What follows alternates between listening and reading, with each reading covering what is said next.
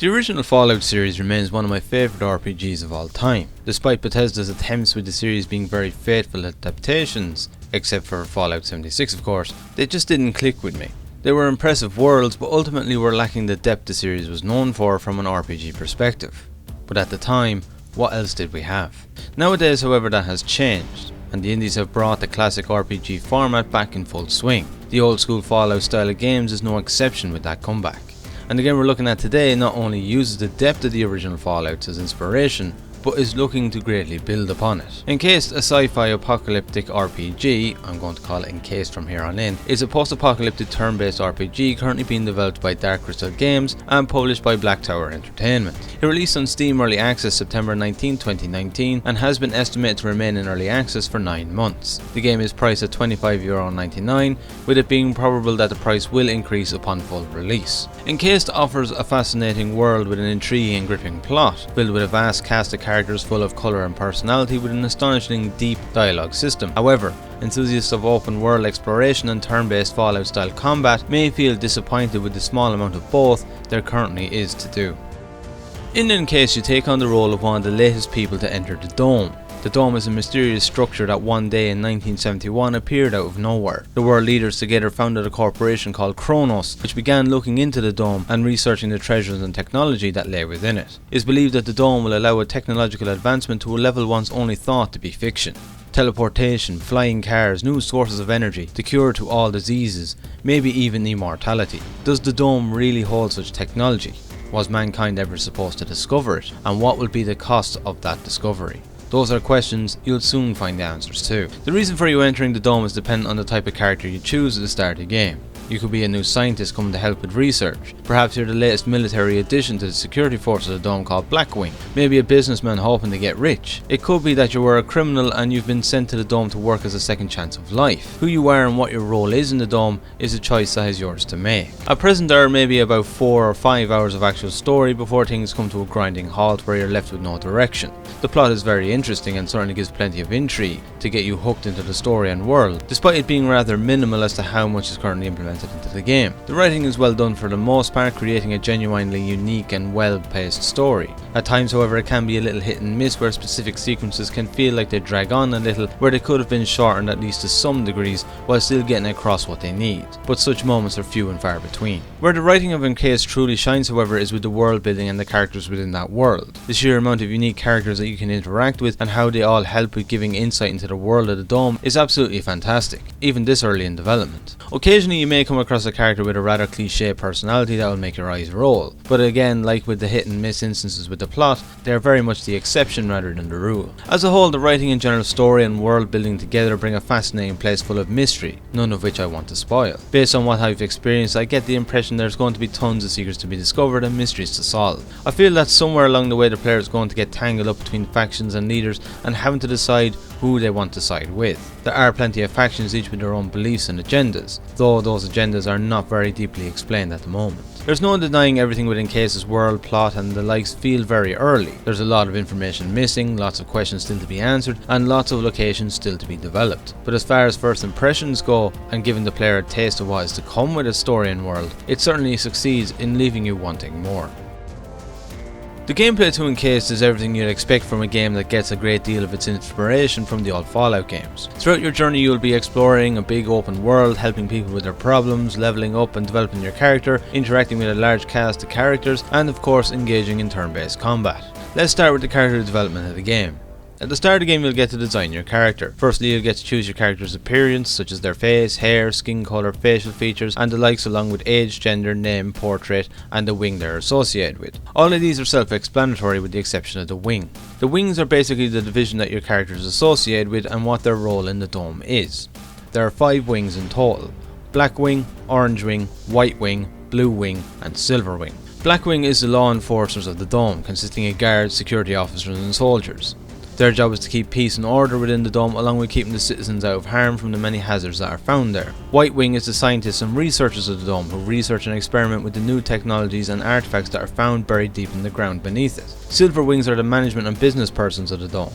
If something needs to get done, they're the ones who find the best suited people for the job. Blue Wings are the builders, engineers and mechanics of the Dome. from daily maintenance of buildings to the computer systems and vehicles. Blue Wing is the minds and talent behind it all. Finally is Orange Wing. The Orange Wing are criminals who have been given a second chance at life and take on the jobs that members of the other wings wouldn't deem suitable, such as deliveries, cleaning, mining, and any other filthy or hard labour job that is to be found within the dome. The wings could be considered your character class, as which wing you choose to represent affects what skills and stats your characters gain a boost in. For example, Black Wings gain a boost to the Might stat, along with weapon skills and resilience. Silver Wings gain a bonus to Charisma, along with speech, leadership, and initiative. Blue Wings gain a bonus to Guts, along with tech, contraptions, and added resistance to energy damage, and so on and so forth. The wing you choose will affect how well you are able to perform certain actions, particularly earlier in the game. For example, an Orange Wing will be far more effective at lockpicking than the others, while a Blue Wing will be much more proficient with hacking computers. That is not to say a Black Wing or White Wing can't perform either of these actions. They can, but it would take longer and a lot more work for them to be as good as Blue or Orange Wing, resulting in them being unable to unlock or hack more complex locks and computers. So choosing what style of character you want to play from the beginning is important. Do you want to be a soldier style character or a more charismatic one? Perhaps you want one that is exceptionally good at lockpicking, or one that is good at hacking computers. The choice is entirely up to you, and with there always being multiple possibilities when dealing with a situation, all of them have their uses. Having a class system work this way results in you needing to choose what sort of playstyle you want to have. So if you want a combat focused character, the Black Wing is your best bet. If you want a charismatic character, Silver Wing is the way to go, and so on. It is a feature that adds a level of replayability to the game, given the incentive to attempt multiple playthroughs to try out new methods of progression and exploration. And who knows, you may just find something that would otherwise not be possible with another wing. It isn't however just your class and skills that your choice impacts, but the people in the world too. Depending on your choice of wings, certain characters will speak to you in a different manner. For example, Black Wings detest Orange Wings, seeing them as nothing but thieves and scum. Therefore, if you choose to be an Orange Wing, the Black Wings will likely treat you with disrespect, be completely and utterly rude to you, or just pretty much tell you to piss off. While if you're a Black Wing, they will treat you with respect and in most cases will be friendly to you, while Oranges will somewhat respect you and mostly be cooperative, but only because they fear you, which does come across in dialogue very well. Having the population of the world react to you differently depending on your choice of wing really changes your experience. Those who were once friendly to you might not be if you're associated with another wing. It changes how the world feels, not dramatically but at least to some degree, adding again some replayability to the game. The final impact that your wing choice has on the gameplay is dialogue and encounter options. When you encounter particular circumstances or when speaking to specific characters, you may get additional choices depending on the wing you're associated with. So when dealing with certain characters or a particular instance, the outcome and options can be different depending on the wing you choose. While these additional options aren't game changers or have a massive effect on the world, at least from what is currently present, they again add a level of replayability to the game. You are often left curious as to what might have changed or what might have been said or happened if you had one of the locked options available to you. As a whole, the major impacts of your choice of wing are definitely with your character build and development, giving you an option on how you primarily want to focus your style of character, giving you plenty of choices. However, the more subtle details such as dialogue options and the way the world reacts to you is also a really nice touch. With that said, however, the replayability this feature adds will likely only appeal to the most die-hard fans of the game. Indeed, things change depending on what wing you are associated with, giving replayability, but not on a level so impacting that it completely changes the way the game is played.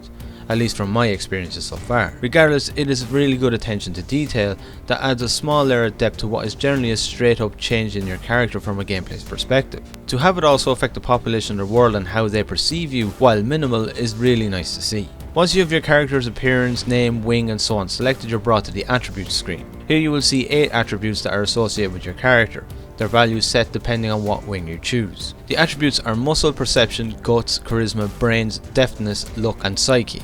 Muscle is as you'd expect your physical strength, perception is awareness and intuition, guts is your overall health, stamina and constitution, charisma is your character's ability to speak and charm, brains is your intellect, deftness is your dexterity and reaction time, luck is exactly as the name suggests, and psyche is to do with your psionic abilities and your resistance against psionic attacks. Upon entering this screen, you can change your character's attributes as you see fit, decreasing ones you don't find so important and increasing the ones that you do. The exact effects the attributes have on your character are not given in their descriptions at the moment. Instead, you just get a summary, so it is hard to know precisely how they impact your character. However, one impact they do have is that, like the choice of wings, your attributes can give additional options during certain situations and dialogue. In certain circumstances, an additional option will be given if the attribute it applies to is at a high enough level.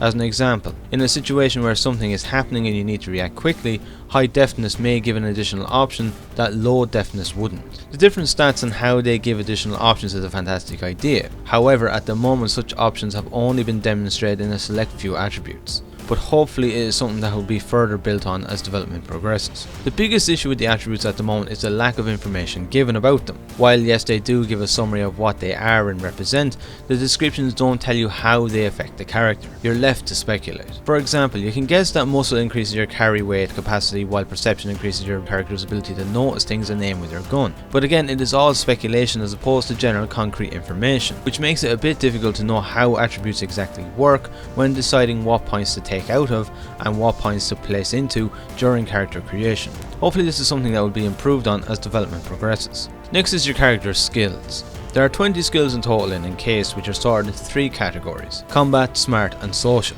During the character creation, much like with the old Fallout games, you get to tag 3 skills. These 3 tagged skills are your character's specialities, which mean they level up quicker than other skills when placing skill points into them. Each skill has its own set of abilities to unlock. Generally, to unlock an ability is a case of getting the skill it's associated with to a particular level, but sometimes it requires certain levels in other skills or even an attribute. Abilities include things like first aid, lockpicking, hacking, cooking, performing a particular type of shot with varying effects on an enemy, and many more. Not all the abilities are currently available in the game, however, with some skills having all of their abilities locked off completely. Heavy weapons and piloting are an example of this. Despite that being the case, however, getting to choose what skills to specialise in gives the player a huge amount of choices with their playstyle. Like I previously mentioned, you aren't restricted to how you develop your character, but choosing the right tags for your playstyle of choice makes all the difference. And with so many options available, it allows for a variety of very different playthroughs for those who love to experiment. Then there is the levelling up of your character. As you progress through the world, completing quests, exploring and finding new locations, and even each time you craft something or pick a lock, you gain experience. Gain enough experience, you level up. When leveling up, you gain an increase to your health and skill points to place into whatever skills you want. Every few levels you also gain perks, but we'll get to them in a minute. Each skill point increases the skills level by 1 with the exception of tagged skills, which increases by 2 levels per distributed point. For every 10 levels a skill is increased, you gain an ability point. Ability points can then be used to unlock an ability that belongs to that skill as long as you meet the requirements. The more powerful or advanced the ability is, the more ability points will be needed to unlock it. Having the skill system work this way means you can specialise in everything, only furthering the need to think about what type of character you're going to have. While you could have a character that is a proficient light weapons soldier that has the ability to hack machines and lockpick doors, they will be lacking in other areas such as first aid or speech as an example. For every advantage and area of expertise you open up for yourself, you're closing other options, all the while choosing carefully what abilities to unlock and what ones to leave. It isn't like with the original Fallouts where you could keep buying skill books and eventually you become good at everything. With Encased you need to plan and decide as there is no going back. But having the skills work like this allows for a lot of replayability and lots of experimentation with different playstyles, which is fantastic. Then there are the perks. Much like with the old Fallout games, every couple of levels you gain a perk point, allowing you to choose a perk from the list available. An example of perks in Encased is Creature of the Night, which makes it easier to traverse terrain at night. The Prompt perk that grants you an extra action point. Smart Ass, which gives you additional skill points each time you level up. And that is just a few examples. As you level up, more perks become available to you. Just like with the skills, certain perks have particular requirements that must be met in order to unlock. Some may require your muscle to be at a specific level, another may require brains to be at a certain level, and so on. Giving the perks restrictions once again adds replayability to the game, as depending on the character you've made, their stats and so on, greatly affects what perks will be available to you and which ones won't. Of the perks that I've seen so far, some are more obvious with their descriptions than others. There are a few where their names and descriptions don't give any insight into how the actual perk affects your character, making you cautious about choosing them. Others, however, are straightforward with you, telling you exactly what they do, but this should be the case of all of them, not just some. The perk system works even with its restrictions, and at times not being all that useful with descriptions and information. If you love the perks in the Fallout games, there isn't much reason other than restriction that would be off-putting with them in Encased. The character development and creation of Encased as a whole is extremely deep. You can shape your character in practically every way, from their appearance to their role to their skills and perks.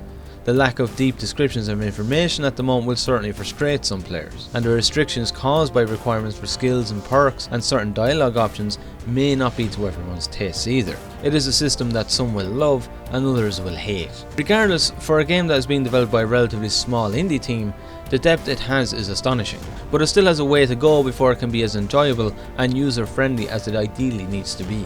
Let's move on to the exploration of Encased. Once the prologue of the game is finished, the first thing you will notice is that as you explore an area, the freedom you have on how to deal with a situation is quite vast. An example of this is upon reaching a base as a part of the storyline, where you'll have a number of options of how you can get into it. You can hack the terminal, setting the turrets to friendly, allowing you to walk by them. You could attempt to simply run in guns blazing, destroying the turrets, though not advised right now.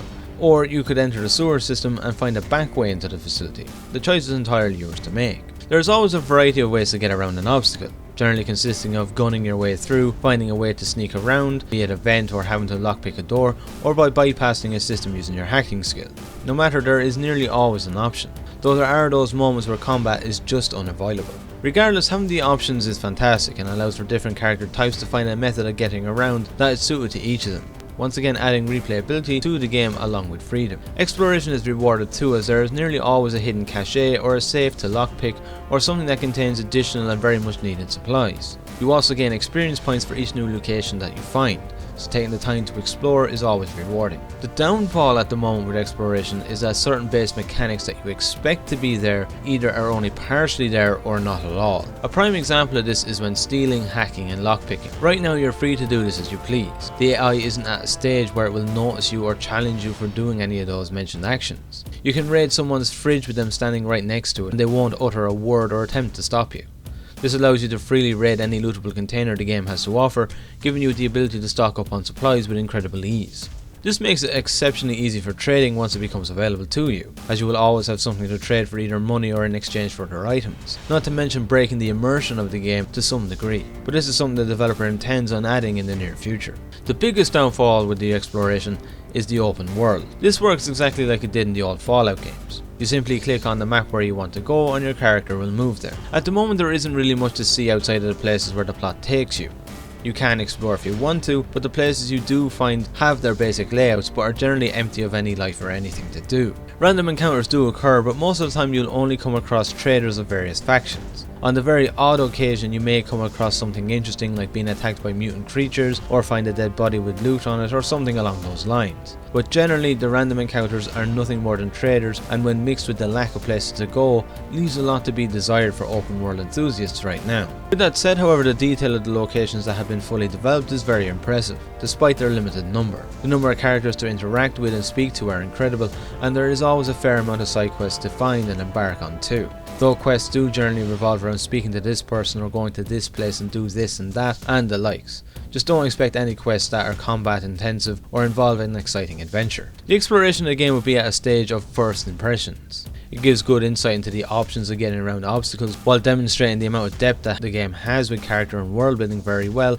all the while rewarding the player. But for those looking for an immersive open world to explore and interesting quests to embark on, at least to some degree, are going to be greatly disappointed with only a handful of populated and fully developed locations. It isn't just the open world exploration that is a letdown, however, but the combat too. The combat is everything that you'd expect it to be from a game that follows in the footsteps of the old Fallouts. It is turn-based with each character in combat taking their turn on their initiative, starting with the highest first and the lowest being the last to take their turn. Each character has a number of action points to spend during their turn. They can be spent by attacking, moving or using an item. Any action points that are left over upon ending a turn are added to the character's defense. The battle ends when either the protagonist is dead or the player has killed all hostile enemies. In most cases you enter combat on your own, though it is possible to get companions to join you. I believe there is 2 at present, though in order for a companion to join you, they must first like you and feel that they'll get along with you. The exact factors that are taken into consideration as to whether they'll join you or won't are not given. At the moment there is very little combat overall in Encased. The prologue has a fair share of scenarios where combat is essential, but after that they are few and very far between. However, the amount of combat is the least of the problems. Right now it feels so underdeveloped. Firstly, ammo is extremely scarce, particularly in the prologue, with there being no way of trading with characters for more. You'll find yourself hoarding what weapons you can find and switching between them as ammunition allows it. I'm certain this is purposely done to a certain extent, as Encased has survival elements to it, which I'll get to shortly. However, a prologue is supposed to be an easy introduction to the game, and unless your character is quite accurate with firearms, you will find yourself running out of ammo. Items for healing your character also shares the same problem. If you take too much damage and use too many of your healing supplies too early, you could potentially find yourself in a tight spot where you're relying on luck to get out of it. There are more problems than just that to Encased's combat. Right now it is very early in development. It indeed works perfectly fine, but animations are very stiff, hit feedback is minimal, and despite there being a cover system, there is no point beyond the combat tutorial that it can be used. There just isn't anything in the environments, even the plot specific areas, that can be used as cover, which is supposed to increase your defense. And I'm not even going to get into swapping equipment between characters. I'll just say it is probably the most unintuitive system I've ever encountered. I do get it, Encased is in early access and it's going to have problems, but that doesn't mean it should be underwhelming. You can have a game in early access and still have exhilarating combat, but with Encased right now, not only is it lacking in the amount of combat, but the combat itself is lacking in polish and general quality. Then there is the crafting. Throughout your journey you'll come across a variety of workbenches that allow you to craft equipment and supplies using the many various types of materials you find on your travels. You can also cook food items as long as you have the skill to cook and a place to cook the food, such as a fire. There is also a small number of items that can be crafted without a workbench. Each recipe has a certain amount of materials that are needed to make the item, which is found throughout your travels or by trading. Like with the combat and the open world exploration, the crafting is extremely early in development. The total amount of recipes that are available are small, and there are materials that currently have no recipes at all for them. The most frustrating and puzzling thing I found was that there are several separate recipes for the same item, consisting of what is practically the same materials. For example, there are a number of recipes to make a shiv. Generally the only difference between the recipes is that one needs a scissors and another needs a broken scissors and another a blade. I get the developers attempting to bring more depth to the system by doing this, but it makes things needlessly frustrating and complicated. One recipe per item is plenty. The crafting system wouldn't be any less for it either. Right now it is just a bit of an annoying mess, and there just isn't enough recipes to really get stuck into the system, which is disappointing. Finally is the survival elements of the game. As time passes, your character begins to become hungry and thirsty, along with becoming tired if they do not sleep. Once they begin to become malnourished, their stats and general performance begins to lower, where they will continue to weaken until you find food or something to drink. If you don't look after your character properly, they begin to wither, resulting in them losing muscle mass, only weakening them further. While the system exists, it wouldn't be to a point where it would be considered hardcore. The rate at which hunger and thirst increases are quite slow. The game is also quite generous with food and drinks, and once the prologue is finished, finding somewhere to buy them is easy and never far away. The only point where it does become a problem is when travelling on the world map, where time forwards very quickly in typical Fallout fashion. Doing a lot of exploration on the open world in one go will see you running out of food and drinks very quickly unless you stop by to stock up. But when exploring locations, it isn't much of a problem. The game also features radiation, but right now that doesn't appear to be properly implemented into the game. While you can come in contact with it, it will cause damage, but you won't become radiated, where you'll need to lower the number of rads you have. But that is something I'd imagine will change very quickly as development progresses. It is quite obvious that the survival feature of the game is still very early in development, but thankfully it isn't to a point of some titles where a constant supply of food and water is needed. With that said, however, it isn't without its problems. The problems that lay with this feature isn't with the mechanic itself, but rather the food and drinks. Each type of food and drink has certain effects on the character upon use. Sometimes these can be positive, other times negative. For example, some items will increase your initiative, while others will give you flatulence, which lowers your charisma. The problem, however, is once again with the description of the items. While they give a brief summary of what the items are, it never explains how they affect the character. This results in you having to figure these out for yourself through trial and error, and then remember the effects of each, which is a little bit much to ask of the player for a game with so many items and more still to come. The survival mechanics are without a doubt present in the game, but right now it is a system that is at a bare bone level to a point I can't judge whether it adds or detracts from the game or not.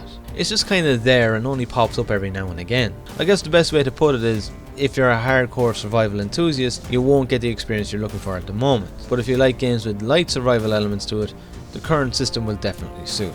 As a whole, the gameplay to Encased consists of more disappointments than anything else. Indeed, the current build showcases the many ways of getting around obstacles well, along with having a very deep character creation and development. The real showstopper, however, is definitely the dialogue, and the vast amount of options that are available and how those options change in accordance to the game you're playing. Aside from those positives, however, Encased's gameplay quickly goes downhill, with underwhelming combat, a largely empty open world, uninformative descriptions, and bare-bone mechanics that simply don't give you enough to play around with to get excited. There are a few bugs too, one which is a major annoyance where the interface becomes disabled, and you can't click on or interact with anything. It forces you to either reload your previous save, or sometimes even exit the game completely and reload to fix it. Unless plot, world building and a ton of dialogue are what you're looking for such a game, right now it is best left on your wishlist and to see how development progresses. If you're into turn-based combat and open world exploration, Encased will without a doubt leave you underwhelmed at the moment. The atmosphere of Encased is reasonably well done. There is always that sense of desolation about the dome even in the populated and futuristic areas. Never do you ever feel you're in a place that could be considered normal or everyday life. The world of the dome is alien and has many hostilities, and every nook and cranny of it gives that sense of danger. There's an equally fitting soundtrack to the game too, which combines sci-fi and horror themes very well, which together get across the sci-fi setting of the game along with the post-apocalyptic nature too. With that said, however, it isn't the easiest of games to get immersed into at the moment. Despite the atmosphere being relatively good, there's still a lot of work to do with ambience, and there are times where the atmosphere just gets pushed into the background and forgotten about. The atmosphere does the job, but currently isn't anything that would make it stand out.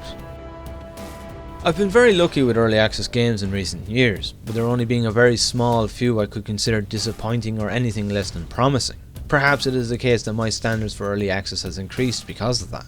Regardless, Encased is a game that should tick all the boxes for me, but it just doesn't right now, leaving me very much sitting on the fence, unsure of which side to jump to. Dark Crystal Games hope to have the game finished and fully released within an estimate of 6 months from now, and honestly from what I've seen of the game, that just isn't going to happen. There's just too much still to be done. Encased has a fantastic world full of colourful and unique characters, and a dialogue system with a depth that is unmatched with this style of game, along with a character development system that is fantastic for the most part. But right now, everything else is lacking. Mechanics that are expected to be there are either not there at all, or are so early in development that it is impossible to get much enjoyment out of them. If complex dialogue, plot and world building are what you're looking for, there's plenty of it to revel in. But if you're looking for a relatively polished beta that gives a good showcase of all its mechanics including combat and open world exploration, you're going to be greatly disappointed. At the end of the day, I didn't enjoy my time with Encased. It is a game attempting to do so much and nothing has really come together properly yet. It feels like a mishmash of mechanics and ideas that haven't been thought out